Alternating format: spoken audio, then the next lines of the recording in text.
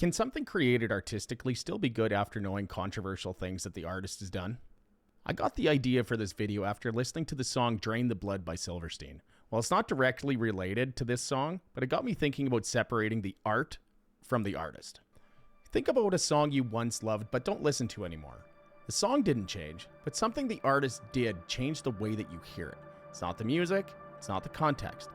From R. Kelly's history of sexual abuse to homophobic and racist lyrics in Guns N' Roses songs from the 80s, knowing what you know now changes everything. This is where the thought about separating the art from the artist comes in, and it's not as easy as people think. You either separate the art from the artist or you don't. Everyone has their own line for what they can tolerate. What's fine for me might be unacceptable to somebody else, and that line can change over time. It's not about being right or wrong, it's about what you can live with. Imagine listening to a song that you've loved for years. It's one of your favorites. It's gotten you through some really tough times. Now imagine serious allegations emerge about the artist, casting them in a bad light. The song hasn't changed. The lyrics haven't changed. But the meaning feels different. Not the meaning of the song itself, but the feeling you get knowing that an artist you once loved could be in trouble. This isn't about canceling somebody, and it's not about pretending bad things don't happen. It's about how people work as a whole and what's acceptable to them emotionally, personally, and morally. Michael Jackson was the biggest name in pop music ever, but serious allegations made people rethink their fandom. Dave Grohl from Foo Fighters, while being viewed as a positive figure, has had his own problem with rotating band members and the infidelity that came to light recently. Do you stop listening because of that?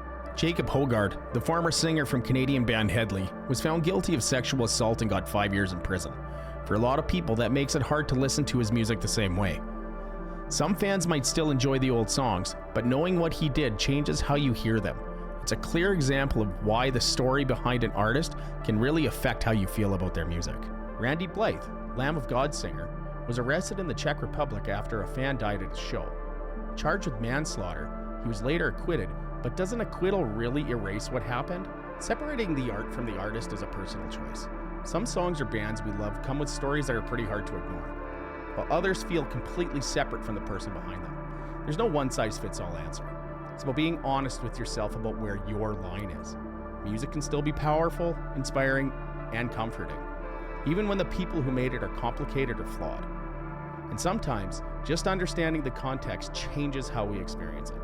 Sometimes it doesn't. The important part is awareness. Knowing the story, thinking about how it makes you feel, and making your own choice.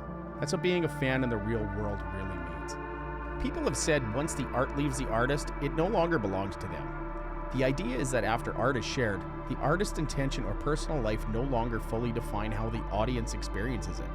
Does that change how you think about art? Is it possible to enjoy art after knowing details about the artist? That's up to you to decide. So here's the thing. Separating the art from the artist isn't black and white. Sometimes you can still love the music, even if the person behind it did something terrible. Sometimes it just doesn't sit right. Everyone has their own line. What you can handle emotionally or morally might be different from somebody else. At the end of the day, it's just about being honest with yourself. Know the story, know what you feel, and make your choice. There's no perfect answer, just what feels right to you. And that's what being a real music fan is all about. So this is my first video in this style, and I hope you enjoyed it. I'm really excited to make more like this soon, diving into music, stories, and the things that make us think about the songs that we love. You can check us out at lostsignals.ca or shoot us an email at info@lostsignals.ca. If you want to reach out, share your thoughts, or give us ideas for future videos. My name's Darrell, and I'll see you guys out there.